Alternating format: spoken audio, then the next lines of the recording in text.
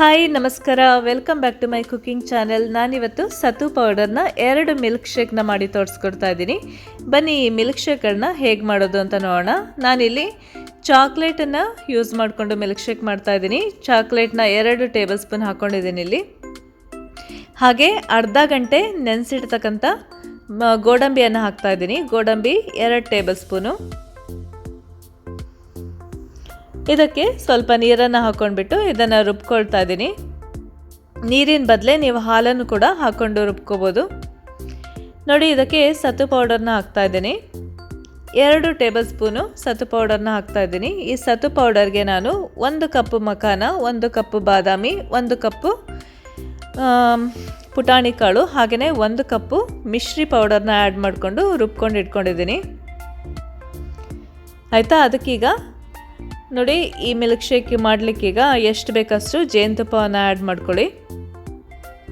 ಹಾಗೆಯೇ ನಾನಿಲ್ಲಿ ಬಾಳೆಹಣ್ಣನ್ನು ಕೂಡ ಹಾಕ್ತಾ ಇದ್ದೀನಿ. ಯಾರಿಗೆ ಬಾಳೆಹಣ್ಣು ಬೇಡ, ನೀವು ಇದನ್ನು ಸ್ಕಿಪ್ ಮಾಡ್ಬೋದು. ನೋಡಿ, ಈ ಡ್ರಿಂಕಿಗೆ ಬಾಳೆಹಣ್ಣನ್ನು ನೀವು ಆ್ಯಡ್ ಮಾಡಿಲ್ಲ ಅಂದರೂ ಕೂಡ ತುಂಬಾ ಚೆನ್ನಾಗಿರುತ್ತೆ. ಇದು ಚಾಕ್ಲೇಟ್ ಮಿಲ್ಕ್ ಶೇಕ್ ಆಗುತ್ತೆ. ಸತು ಪೌಡರ್ ಚಾಕ್ಲೇಟ್ ಮಿಲ್ಕ್ ಶೇಕ್. ನೋಡಿ, ಈಗ ಬಾಳೆಹಣ್ಣಿನ ಸತು ಪೌಡರ್, ಬಾಳೆಹಣ್ಣು ಹಾಗೆಯೇ ಚಾಕ್ಲೇಟ್ನ ಮಿಲ್ಕ್ ಶೇಕ್ ರೆಡಿಯಾಗಿದೆ. ಕುಡಿಯಲಿಕ್ಕೆ ತುಂಬಾ ಟೇಸ್ಟ್ ಆಗಿರುತ್ತೆ. ಖಂಡಿತ ಟ್ರೈ ಮಾಡಿ ನೋಡಿ ಈ ಸಮ್ಮರಿಗೆ. ಮಕ್ಕಳ ಆರೋಗ್ಯಕ್ಕೂ ಕೂಡ ತುಂಬಾ ಒಳ್ಳೆಯದು. ಹಾಗೆಯೇ ತುಂಬ ರುಚಿಯಾಗಿರುತ್ತೆ ಸತು ಪೌಡರ್ ಹಾಗೆಯೇ ಬಾಳೆಹಣ್ಣು ಚಾಕ್ಲೇಟಿನ ಮಿಲ್ಕ್ ಶೇಕ್. ಬನ್ನಿ ಈಗ ನೋಡೋಣ, ಸೇಬುನ ಯೂಸ್ ಮಾಡಿಕೊಂಡು ಮಿಲ್ಕ್ ಶೇಕ್ ಮಾಡೋಣ. ನಾನಿಲ್ಲಿ 1 ಸೇಬು ಹಣ್ಣು ತೊಗೊಂಡಿದ್ದೀನಿ. ಸಿಪ್ಪೆಯನ್ನು ತೆಗಿತಾ ಇಲ್ಲ, ಹಾಗೆ ಹಾಕ್ಕೊಳ್ತಾ ಇದ್ದೀನಿ. ನಿಮಗೆ ಯಾರಿಗೆ ಸಿಪ್ಪೆ ಬೇಡ, ಸಿಪ್ಪೆಯನ್ನು ತೆಗೆದು ಹಾಕ್ಕೊಳ್ಳಿ. ಹಾಗೆಯೇ ನೆನೆಸಿಡ್ತಕ್ಕಂಥ ಗೋಡಂಬಿಯನ್ನು ಹಾಕ್ತಾ ಇದ್ದೀನಿ 2 ಟೇಬಲ್ ಸ್ಪೂನು.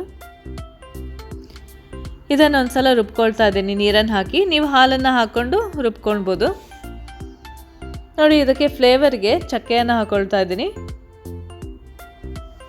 ಆಯಿತಾ? ಚಕ್ಕೆಯನ್ನು ಹಾಕಾದ್ಮೇಲೆ ಇದಕ್ಕೆ 2 ಟೇಬಲ್ ಸ್ಪೂನು ಸತು ಪೌಡರ್ನ ಹಾಕ್ತಾ ಇದ್ದೀನಿ. ನೋಡಿ, ಈ ಸತು ಪೌಡರ್ಗೆ ನಾನು ಹೇಳ್ದಾಗೇ ಇದಕ್ಕೆ 1 ಕಪ್ಪು ಮಖಾನ, 1 ಕಪ್ಪು ಬಾದಾಮಿ, 1 ಕಪ್ಪು ಪುಟಾಣಿ ಕಾಳನ್ನ ಹಾಕಿ ರುಬ್ಬಿರೋದು. ಹಾಗೆಯೇ 1 ಕಪ್ಪು ಮಿಶ್ರಿ ಪೌಡರ್ ಕೂಡ ಹಾಕ್ಕೊಂಡಿದ್ದೇನೆ ಅದಕ್ಕೆ.